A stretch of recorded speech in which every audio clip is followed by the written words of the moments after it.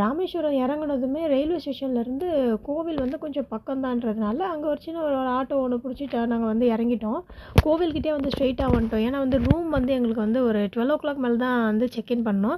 ஏன்னா அதுக்குள்ளே வந்து நம்ம இந்த 22 கிணறுல நீராடுறது, அந்த அக்னி தீர்த்தம் அதெல்லாம் வந்து முடிச்சுட்டா, அதோட ரூமுக்கு போயிட்டு அதுக்கப்புறம் வந்து சாமி தரிசனம் பார்க்கலான்ற மாதிரிலாம் வந்து நாங்கள் யோசிச்சுட்டு இருந்தோம்.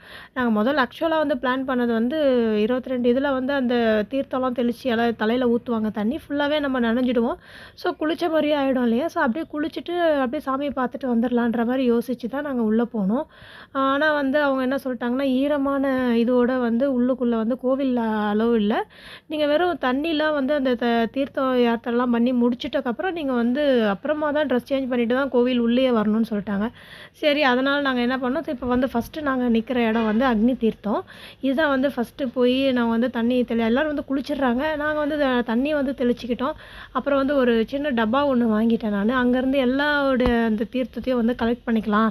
அந்த ஒரே டப்பாவில் வந்து எல்லாத்துலேயும் கொஞ்சம் கொஞ்சமாக அப்படியே எடுத்துக்கலான்னு சொல்லிட்டு ஃபஸ்ட்டு அக்னி தீர்த்தத்துலேருந்து கொஞ்சம் வந்து ஃபஸ்ட்டில் டப்பாவில் வந்து நான் ஃபில் பண்ணி ஆரம்பிச்சிட்டேங்க. ஆள் தெரியல போட்டுருக்கு.